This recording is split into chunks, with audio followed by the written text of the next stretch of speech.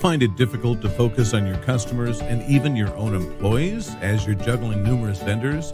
Do you have more meetings with vendors than you can count? And do their reports filled with technical jargon make you feel clueless and frustrated? Such is the story of Nathan. Being at a car dealership, he's concerned about his store's digital marketing presence and invests most of his time dealing with vendors to promote his business and gain more sales and market share. Nathan is busy handling reports and reviewing them, not knowing what is happening on the advertising front and about his true ROI. Poor Nathan is worried but can't figure out a solution until he found BZ Consultants Group. BZ Consultants stepped in and was able to take the digital marketing vendor burden off Nathan's plate, giving him peace of mind that the best interest of the dealer was always top of mind.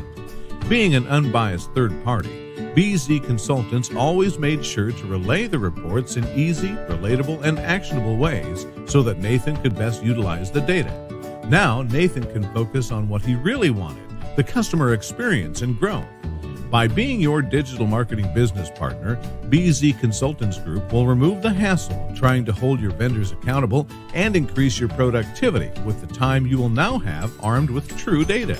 Together, we make it possible because your success is our goal.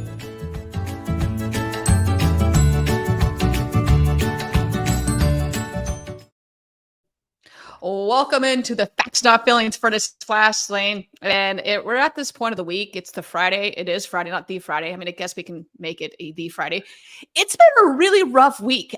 If you caught the walk and talk yesterday, it's been a rough week. Actually, I'm talking offline a little bit here about that. So I want to know, everyone, before I jump in with this my incredible guest, Ashley from Mint Motors.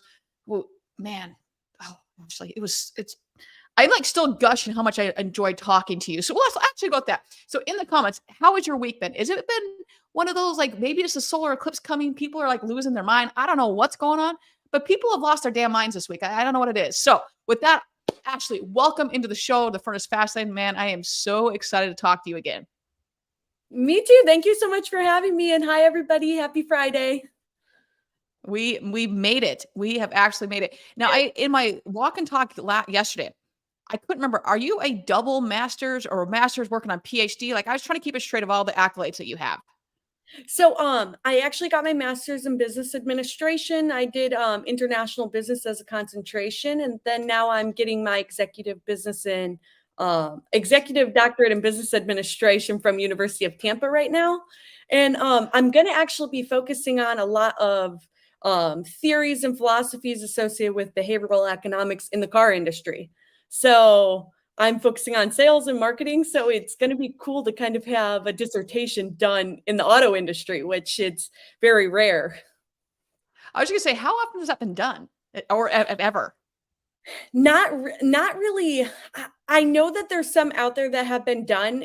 Reading through the information and finding like literature reviews and stuff that's done in academia for the car industry is very few and far between. So like, I'm really passionate about bridging like the theories and academia side with the actual application inside of the dealership, because I'm doing the thing, but I also want to have theories and reasoning behind it, backing it up. So it's really fulfilling so far. I have about 2 years left of the program. Jeez, that's crazy. Quickly, Larry, good afternoon to you, sir. If Ashley, now that I met you, Larry's one of my very, very dear friends. And man, Larry, you know this, I couldn't do live without you. So I'm forever grateful for him and his support. We got Peter Smith, another incredible human being. And Peter, once again, I'm going to be a little biased on this next statement, but I am definitely looking forward to this as well. And Peter's also saying, just what the doctor ordered, pardon the pun. I think that you meant the pun. Let's go pun intended on that one, Mr. Peter Smith. But Ashley, so you reached out, you found the show on LinkedIn. Is that correct? Yes, I found it on LinkedIn, and then I looked you up on Apple Podcast, and then I've been listening ever since. Well, I'm so glad that our paths connected. And when you started like telling your story, I was so fascinated by I'll say you and everything it's encompassing. You came in the industry in 2020. You guys are you're a VP and partner of Mint Motors, which is out in Florida. I checked out the page, and it was just it's so refreshing to have another set of eyes. It's like, hey, I came in the industry when all hell was breaking loose. And then to have that, then you have your background. You're, like I said, I know it's not about titles, but man, it's pretty damn impressive, all the accolades you have. And then what you do with the used car, being a used car dealer, and the challenge it presents, and how you continually think outside the box of, hey, we're going to do this, we're going to do this. So without further ado, let's jump into this. What was one of your takeaways from the show that dropped yesterday? Well, and I think you mentioned it. One of my biggest takeaways was just getting back to the basics. So I think a lot of stuff happens throughout our days and throughout like our mission of what we're trying to achieve, that sometimes we forget and stop doing the things that made us successful in the first place. So like after listening, that was one of my main takeaways, that if like you break it down to the base of what you're doing, never get so busy doing the other things that you lose focus on the things that actually generate money or generate leads or generate sales. So that was one of my main ones. That's a big one. Robbie, happy Friday to you, sir. Hopefully your week is going okay. We've made it. Congratulations on making it to the weekend, buddy. It's good. It's great to see you here. And I will say with that, one of the things for me that I continue to like be so impressed with you is how you constantly pivot. Hey, we had a logo. That's not enough. We have a mission statement. That's not, we need to have all these different things. Oh, while other industries in our industry, that's a redundant, don't use Craigslist ads, that works really, really well for you. So you continue to not say, well, to your point, rest on your laurels, like, well, it's never worked before, or this has always worked, so we're just going to keep doing it. And you are constantly pushing the envelope on how to best serve the customer and best serve your employee. You want to talk about that at all? Yeah, so that's a really big thing, because back when I joined this team, it was me, the owner, and an operations guy who were kind of part of the team back in March of 2020. We were originally a wholesale operation, and we were doing maybe like 5 retail deals on the side. So like when I came in and everything shut down, it was like, we're either going to sink or we're going to swim, because we either need to become a full-fledged dealership or we don't have a business model. So pivoting from the very beginning, I had to learn as much as I could from somebody who didn't care for the marketing side. I had to figure out how to do all of that stuff. And it kind of came in looking from a different lens, because I had like merchandising background. I had a different marketing background, but I brought that in and I saw, okay, well, I'm actually seeing a lot of results from Facebook Marketplace, or when I'm posting on Craigslist, I'm actually seeing people do that. But as now 4 years later, we're pivoting again, because there's so much AI out there. There's so much with the Google algorithm that if you're not having strategic partnerships to enhance and optimize what your current situation is, or how you're coming up or being presented to the customer, you're going to lose out. You're not going to be able to stay competitive. So like I've been thinking from the very beginning, I don't know everything, but I have the opportunity to learn a lot of stuff, and you have to do it with urgency in order to be effective. Amen. And that's, like I said, just going back, I took so much away from that, from like figuring out which strategies are going to stand out, which ones are going to do better, and why they're doing great now. In 2 years, they're not doing well. I mean, what we were doing in 2019 versus 2020 versus 2021 versus 2022 in this very tumultuous environment that we've been in for the last couple of years, it changes so frequently. I mean, even from a digital retailing perspective, that was all the buzz. Now, digital retailing has been around for a very, very, very long time. 2020 got a facelift and everyone jumped on board with it. And now it's like this necessary evil for a lot of businesses that, oh, I don't need this. Well, that's not necessarily true. It doesn't mean that people are going to go A to Z on it. Like, I'm not saying that, but to meet the customer where they are. And you guys continue to do that. Even from, we're talking about your fixed top size, and you guys are opening a body shop here soon. I mean, so you have so many moving parts that it's just really, it's so refreshing to get that set of eyes, knowing that you're not just competing with used car dealerships. You're competing with new car dealerships and the OEM. Yes, 100%. And so it's then you have to be really creative and start thinking out of the box of how can I break through that noise? So then you got to come up with things like, okay, well, we take really good videos and we're sending those to customers, or we're literally FaceTiming them as we're driving the car and showing them. So sometimes it's being able to then reach the customers that aren't within the 25 miles from the dealership. Sometimes it's reaching the ones who are, you might have to ship the car to. So it's not closing yourself off to, this is my one target market. You might have to kind of think bigger than that. And you actually talked about that at length, how you do, I'm going to forget the percentage off the top of my head, but do a significant out-of-state traffic and out-of-state sales. Is that correct? Yeah, it started with the podcast saying like 20 to 25%, and that's especially true in Florida when we're off season. So like Mm. from about now, season is kind of ending down here, all the snowbirds go back home. So a lot of them will still remember us, or they'll be looking for a luxury convertible and it'll get shipped to them. So that's a really fun part of the business too, because now you've kind of doubled, tripled who you can actually reach if you're able to break through the noise to market to them. And that is one thing that's so it becomes so difficult because you're going against OEM dealers that have probably more money, more things being thrown at them from the OEM and against the OEM, and yet you guys still stand out. And in particular, what I talk on is the photo portion. I mean, you were talking about how much time and energy goes into your photos. Tell the audience a little bit about this. Yeah, that's actually amazing. A new partner that we took on when I became a partner, there's 3 of us now. So the new partner that came on had a really successful business, and he created this tracker that really helped us learn from like the minute the vehicle gets to us to the minute that it sells. And we were learning that once I was do early access, which was just a couple of pictures of the vehicle. And that was more to just let people know we have it. But then when I would do full pictures and take the time to really take like 45 minutes with each vehicle to get full pictures, more than 35 pictures, take all of it as if you were sitting inside of it going to buy it, and along with videos. When I'm doing that, sometimes the vehicles will sell as quick as like 1 day to 5 days after they're fully pictured, which like anybody who's been in the industry knows that that's very quick for time on lot, but that just speaks volumes to how important pictures are. And to spend the time, if you have, whether you have a marketing person or even just if your sales guys or the salespeople are doing it, you really need to spend the time to show them the different angles, how to stand out, how to kind of crop the photo. You don't need everything in the background. You literally are trying to sell the car, and you want to be looking for if there's flaws and imperfections. So being able to kind of have that eye for detail when it comes to marketing and doing all of that, probably the most important thing that when I came on, I started doing, and we saw immediate results. So, And do you very guys important. do when you're doing the photos, do you do like the 360 inside? Or do No, you just and do the I different angles? different angles, but that's something of I feel like I've been holding us back by not doing it.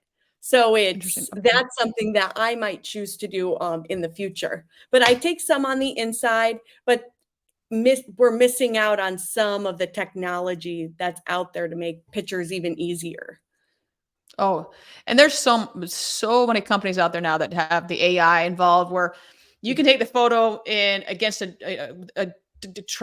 can't speak right now, dumpster behind you, and the wheels can be bad, and it will, looking at a wrong angle, and it will clear all of it up for you, make it look like it's in studio. I mean, so there's so many different technologies out there that are able to do that.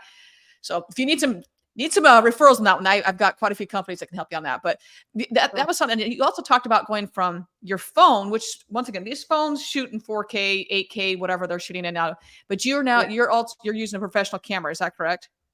Yeah, but I sometimes will use my phone because it is so much quicker, and the ability to crop and edit it how you want to. I lean much heavier towards my phone as our professional photos. And I just drive it to where right off of our property, I have the sun shining in the background, I have blue sky, and I'm snapping with my iPhone, and it shows it. I don't want to say better than the professional photos, but I'm constantly comparing myself to what OEMs or new dealerships are doing, and I would put my pictures against anybody else's.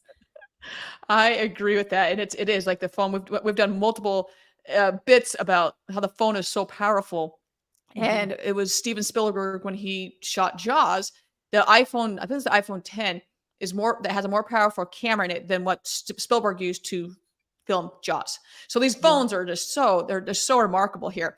I am going to ask a favor. Whoever is watching right now, can you put something in the chat? Let me know that you're there. I don't care if it's an emoji. Just put something in the chat so I know that you're there. I'm not sure, making sure that everything's coming through correctly. I've seen the comments kind of die off here, so I'm making sure people are still there. So if you are, put a thumbs up, put a smiley face, put whatever, just something there. All right.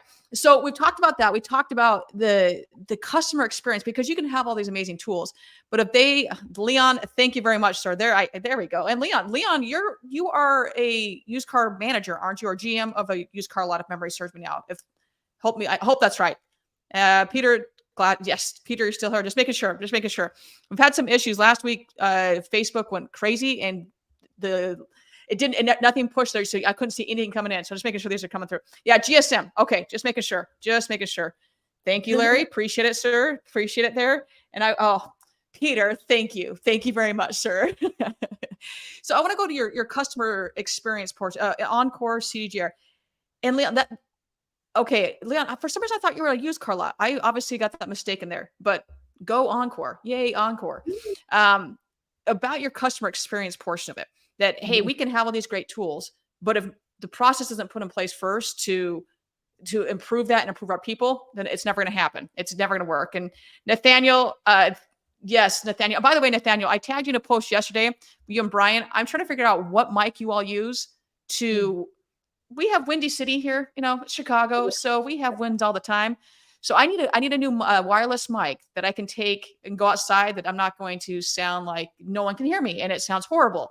So I'll also put that in the chat. If you're, I'm guessing DJI or Rode will probably be the number 2 people are going to say. But I'm just curious who you all are using to deal with the craziness of elements outside. With that, back to customer service here for a hot second. You spend so much time on this. So talk a little bit. Oh, hold up. Nope. We're going to hold off 1 second. Off topic. Thank you, Antonio. Appreciate it. Right back to you, Antonio. Appreciate it. That made my day. So thank you very much. Lav mic with a wind woolly. So does it matter which one? Because I don't even have it here. I'll pull it up right here. We're gonna do this all live, because it's the joys of going live here. So the one that I have, it's not a great brand. It's a starter mic, but the windscreen came off of it on a walk and talk. The wind actually got it and took it off. True story. The wind took it. So I'll look into that. Does it matter, Nathaniel, if you go, would you go DJI or would you go Rode? Let me know on that one. Okay. Back to you here, Miss Ashley. What is your process, all the process that goes into what you're doing? So a really big thing was breaking down of this is our mission and vision of what we're going for. We want to change the car buying experience. We had this big, bold mission that we wanted to go with, but we truly believe that to our core. A lot of how I operate is everybody knows of the stereotypes of different experiences people have had in the car industry, but we wanted to completely change that, where people like buying from people that they like. So I kind of went with that mentality of we want people to come in and be wowed when they walk in. So our dealership is kind of often an industrial area. So we spent the money to make our inside showroom as nice as possible. And the outside, although we're working with an industrial area, we're going to make that as nice as possible. So when people walk in, they have that wow moment where they kind of enter the ether of feeling oh, wow, this isn't what I'm typically used to when I think of used cars. So that's kind of the first one, is kind of breaking them out of that mentality to kind of have a moment of disconnect with what they were expecting, to kind of put them in a space where you can kind of laugh about it, break the ice, build the rapport. And kind of we took down and wrote an entire standard operating procedure on what it should look and feel like when you're talking to a customer. Because really all we want at the end of the day is to build rapport with the customer and find them a vehicle that meets their needs and makes them happy. So whether that's in the commercial side, where they need it to make money for their business, or whether they want to own a convertible. A lot of our customers have worked their entire lives. Now they're retired and they want to own a convertible for the first time. So it's going into those emotions that buying a car is an emotional experience. And if you kind of are so cut and dry and professional that you don't allow yourself to kind of feel those emotions with the people, you lose that connection and you lose that ability to kind of help guide them on where they want to go to buy something that you also want to sell, because it's a working partnership of you're trying to sell a vehicle and they're trying to buy, but that's not the entire end goal of our experience. We want to make sure that we're doing it obviously with integrity, transparency, all of that stuff is core values to us. But like, we really mean that when we talk to customers, like we want to tell them exactly how it is, but we also want to be able to provide an experience that they want to tell their friends about, and they want to feel as though they have a car person or car people that they can go to. And that's kind of the mentality of the boutique used car dealership that we really want to create. And then passing that down to all of our salesmen, all of our salespeople, all of our service people, that they need to be operating in that way. So if you want me to take this, or either you can take this question, and I do want to circle back to something you just said here, but Antonio's asking, is CarMax bad for the industry? I have my own opinion on this. What's your opinion? Yeah, I would love to hear your opinion, but like for us personally, so we take trade-ins all the time. For us, CarMax is really our only competition when it comes to taking trade-ins. And sometimes if people bring us a vehicle that we don't know how to like price it appropriately, even with MMR, even what we could trade it in for if we were going wholesale, sometimes we'll say, we'll see what CarMax could give you. If it's not something that we want to take and put on our lot again, or even take and know what we could get for wholesale, we'll sometimes say, well, what did CarMax give you? Or we'll kind of use that as a stepping ground, because sometimes they'll get a price from CarMax and we'll ask, did you actually go to CarMax and did they appraise it in person? And then they say, no. Well, did they know that the bumper is falling off of it and that the oil is leaking? No. So yeah. But yeah, so that's my opinion and my relation to CarMax. That's the only time we really think about them. No, I'm very much in line with that. I get the question all the time about Carvana. I'm like, Carvana is not bad for our industry. I don't appreciate that how they frame what dealerships are. That being said, is that if there's a niche for Carvana. I'll get to CarMax first. Same thing with CarMax, but for Carvana, it's like, hey, obviously we didn't do our job. And so the customer is so fearful or has just had enough that they're going to go to a place that they believe is 100% online transaction. It's not that. Anyone that knows them is not that. I believe that the average is 12 points of actual phone contact has to take place before they actually sell a vehicle. But it works for people.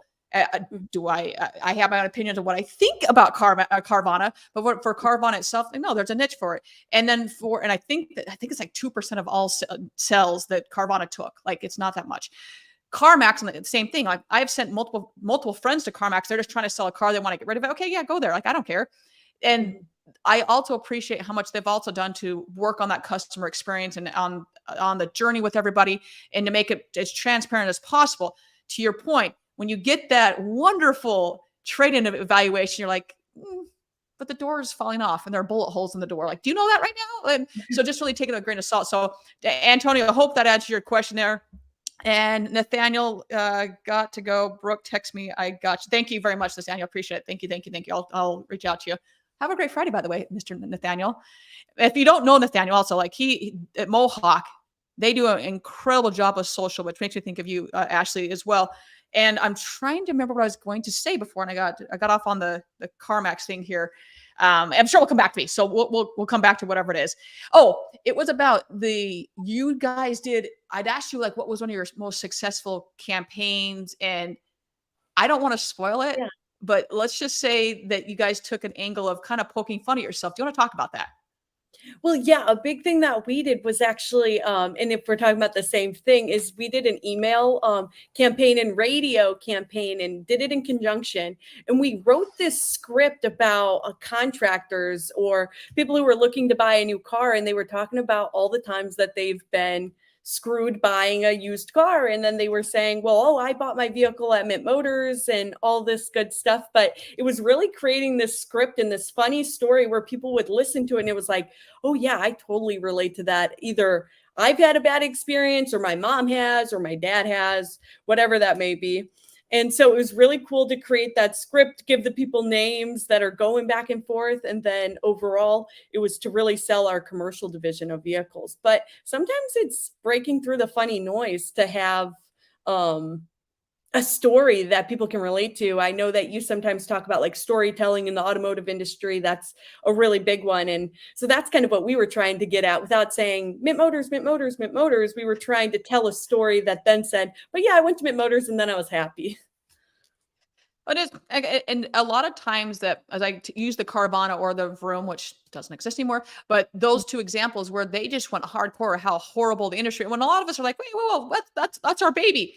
What I love Mhm. that you guys did though, and it's similar but not the same, is that you're able to say this is a very real concern that people have. Let's address it in a funny way that is relatable to other people. And then when it Mhm. is time to buy a car, they're like, "Oh yeah, I remember that commercial or that radio ad or the email blast that they were that stuck in me forever." Because that right there is branding, and you're still selling, but that is the branding part. Peter is saying, "I'm back in the business because of a bad experience." Awesome concept, Ashley. Yeah, yeah, Thank I you. would agree with that 100%, there, Mr. Peter.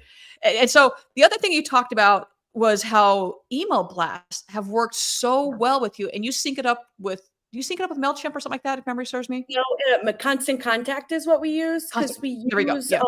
eLead as our CRM, and that just hasn't really served us that well for email campaigns. We have a lot of automation that comes in. Obviously, building out a workflow is super important, but the constant contact that I have for sending out email campaigns, I've able to like separate people for if they want more commercial stuff, if they want convertibles, and then obviously all of our previous customers. Sending out email campaigns have been super successful on the commercial side, especially because they'll open Nice. up maybe one or two emails, and then on the third email, they're like, hey, I actually do need something, and they call in.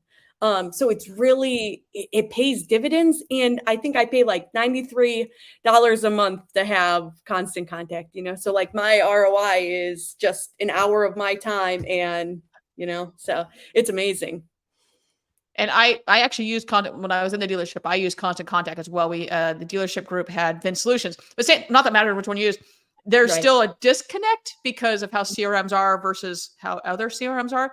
But Mhm. overall, we were getting click through rates of like 30%. It was the numbers were staggering. The open rates were like 50%. I'm like, I know the national average on these. These should not be this high. I'll take it. But it's because it's been tailored. It doesn't look. I'm not shitting on CRMs.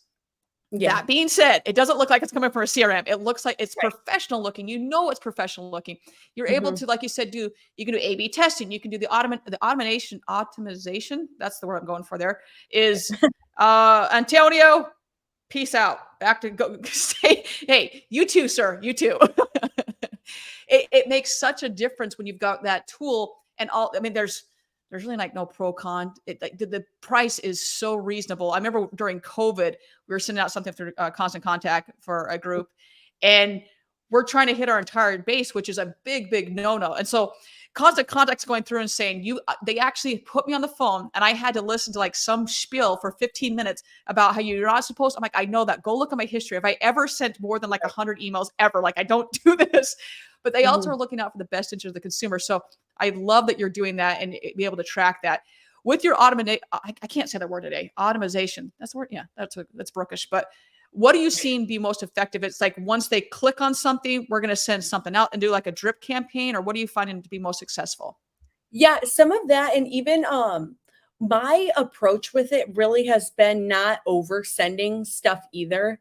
And but also being able to track when people are opening stuff. And then we have obviously like a drip campaign set up, but I will go through and kind of see what people are clicking on regularly. And if a previous customer has clicked on like 10 things on that link or has clicked on every single van that I sent, it might be worth kind of reaching out to them or kind of circling back or just kind of staying in their face. Because obviously we have with that workflow also we have kind of staying in contact with our top premier customers all the time through the phone too. So it's been really useful. It's just sometimes intimidating sending out email campaigns for some reason, but it's like I have to force myself to do it. But I know every time I do it, it's going to make us a lot, like it's going to make us money. So if you don't do it yet, I highly suggest like making a plan, and it doesn't have to be grand and it doesn't have to be perfect. Some people will unsubscribe, but Mhm. really those people probably really weren't going to maybe circle back, or maybe they didn't have the best experience with you anyways. But I found that if you don't do it too much, but you do it enough to stay relevant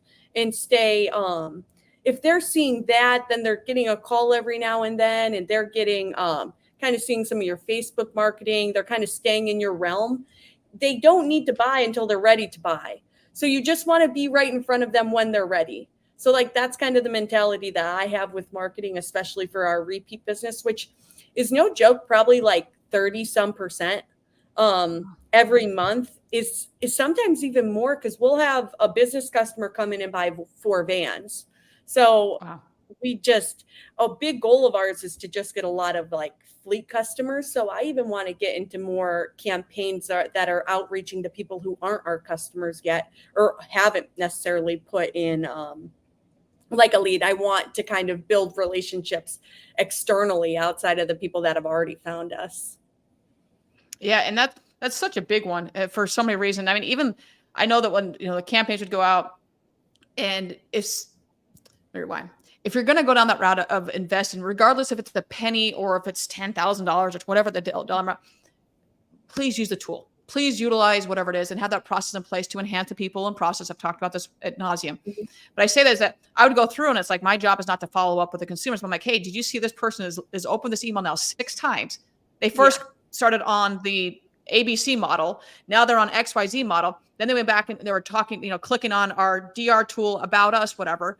This customer is very interested, and yet we just sits there. It's like, well, what are you doing to either have that drip campaign or to have someone reach out and say, hey, Brooke, I saw, we just sent out a thing, and not that you're going to tell them you saw what they clicked on. Please don't do that. With all the chaos that's going on with privacy, please, for the love, don't do that. But just, hey, we have some really great deals going on right now. And having that wherewithal to say, hey, I know that they're looking at this right now. So the other thing is that knowing what time they're opening it, what time they're clicking on it. Like if you're calling and you're hitting a brick wall, now well, Brooke, maybe, she just put the kids down to bed, and now 10 o'clock at night, she's finally having a chance to look at it. Or maybe she works a graveyard shift, and so she's going to look at stuff at 2 o'clock in the morning. Don't call them, but now you have a better idea of when people are in the market. And Robert, welcome into the show, buddy. Good to see you here. Let's go powerhouse duo right here, Robert. Well, it's now a trio at this point, now that you're here, Robert, so we can continue here. So yeah, that's I know that's a really big one for me. And back in the day when I was doing these, the call dripping wasn't really a thing with Constant Contact. Now it's a huge thing, but you really couldn't do a whole lot other than personalize the subject line and make an emoji or something like that. So that's about it. What else are we missing from the show here, Miss Ashley? I think those were main components. And then the other thing that I always talk about is just making sure that marketing and sales are shaking hands. So like, don't be marketing so much that it doesn't flow into the sales process, because if you're marketing something that doesn't actually exist, or the experience doesn't exist, you're just kind of shooting yourself in the foot. And that's like my main thing of what I'm trying to research in academia in my doctorate program, is like figuring out the way to make those even more cohesive and work together even better, so people don't get defensive but can work together in a collaborative way. What? Someone get defensive? Never. And I'll take that one step further. It's not just the sales portion of it. I would say everyone that is going to have it's going to impact their business. So sales, fixed ops, BDC. Right. BDC, for the most part, has no idea that you just spent $20,000 at a campaign, and they're getting calls. I'm like, what the heck? I don't even know about this, but people are calling. Did we do something? I was working with a client, and they did not tell BDC that they had implemented a digital retailing tool.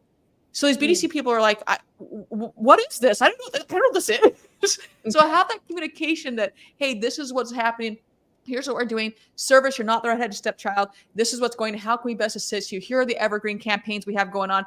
What this month do we need to push? Things like that. And really have that robust conversation with all parties, even down to your receptionist. Because the receptionist might start getting calls about some mailer you all sent out. And she's like, what are you guys talking about?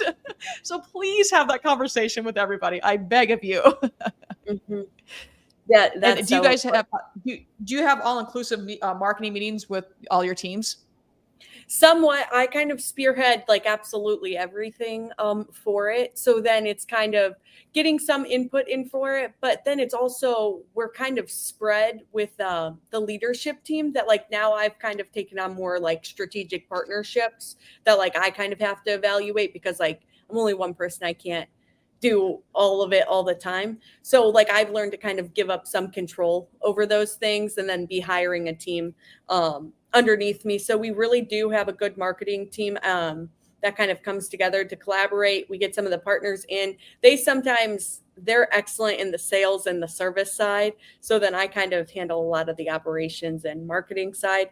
And then we have a team meeting. And then we also like to have on Monday morning meetings, people just kind of have creative input. Which is super important to create a collaborative environment, because they might mention something that I didn't think of or my team didn't think of yet, that then we could kind of spin. And like the last like week or two, it's like, okay, well, like now we're gearing up for a new season. So how do we stay busy again, or what can we start doing? So like it's trying to be proactive instead of reactive. Can't always be there, but you can definitely try. I'm trying to overcome all limiting beliefs and know that we can be proactive and then accomplish anything we really want. So, no, it's Brian Ortega is a great example of this. I mean, I don't know if you've seen of his content, but man, I had him on and we were talking about how they go through. He's like, hey, I'm not the smartest person in the world. And having those communications with multiple people, they're going to think of something from a creative standpoint that I may not have. And then it just snowballs because you go, oh yeah, that's a great idea. Here's a great idea. And so it's just if you, once again, take that ego and put it aside and say their idea may be better, or I don't have an idea. That idea is great. And then you can snowball from there. So it's really, really imperative that you do, if you want the true success of it, the true ROI, whatever success looks like to you. But if you're striving to that goal and you're not having open communication with all parties, get them involved. This might be new to a lot of people where they don't want to be in front of the camera. They don't want whatever. Once they see how successful it is and that people are now coming in and they're asking for Brooke by name because they saw Brooke on camera, they saw her on a commercial or whatever it may be, man, everyone's gonna be like, wait, I want to be on camera now. Like she's getting all the leads her. She's getting all the whatever. She has a higher RO money per RO. There we go. That was a rough one there for me. Little things like that make such a difference. So I just applaud that. 100% applaud that. Actually, I'm trying to think if there's anything else. I think we covered a lot, and we're looking like 37 minutes here. We covered a lot in 37 minutes. Is there any other takeaways that you want to provide to the audience? I think that you kind of wrapped it up really nicely in saying like there's always room for improvements. And then even the pivoting component of as we enter more of a digital age, it's being able to pivot, but never losing sight of that people do like that personal connection and that feel of even coming into a dealership. But like also, if you get really good at it, you can also be able to kind of have them sold a little bit before they come in. So you can build that relationship virtually. We have all the tools at our hands. It's just the willingness to learn the tools, train on the tools, and then implement the tools. And it's kind of across the board, but this has been so great for me. Like I was saying, your network is absolutely amazing. I'm already learning so much from you over the last couple of months. And then even your network over the last couple of days, I'm just astonished by what people are doing in the industry. And it's making me very happy that I am here to stay. Yes, I love hearing that. And like I said, I cannot thank enough for reaching out. It's a lot of times anyone that's done a podcast knows this, or I'll say any social media, when sometimes you don't even hear that you don't know that people are listening or people or whatever it may be. And all of a sudden you'll hear, oh, by the way, this success happened. I'm like, that's the whole point of the show. Like I love hearing the success stories because my job is one, keep the guest talking, but is to move the auto industry forward by these incredible people. And I will tell you, I learn more from my guests than I think any other way. Like someone was asking me like, hey, how do you go about and, educate, blah, blah. And I go, honestly, yes. Do I look at articles? And those are great for certain things. But when it comes to an industry as a whole, my guests teach me, and I'm just so grateful for the connections for this community. So thank you all for being a part of it. Super, super appreciative. Yeah, this is awesome. But yeah, that was basically my main takeaways. But if you haven't listened to the show yet, it was really fun. It's hard being in front of the camera after not being for so long, because I did a podcast for 4 years, but it was never video. And video is amazing because you have facial expressions, you get to know the person, you talk with your hands, you gotta tie them down. But it's been awesome getting to do this and kind of get out of my comfort zone to share. Oh, I'm so good. And I am definitely a hand talker. I've done that we actually had a joke one time, this is a couple years back. They're like, I wonder if you can get through entire dinner without using your hands to talk. I was like, I just take my money right now because it's not going to happen. Like I talk with my hands.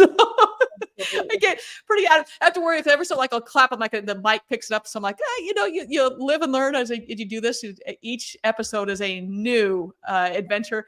Robbie is saying awesome show, Brooke and Ashley. Robbie, thank you so much. I would agree. I am a little biased, but I do agree with that statement 100%. All right, everyone. At this point, we're going to get out of here. You all know the drill at this point. Find a way to serve today. Find a way just to better someone's life, whether it is a kind smile, whether it is opening a car door. Just find a way to serve somebody, your neighbor, a friend, whoever it may be. The way the world is right now, there's a lot of adversity in it. And if you can just be the joy in someone's life, man, that will make all the difference. That ripple effect, you have no idea how far that ripple effect will go. So with that, everyone, have a wonderful week, and we'll see everybody next week. Bye.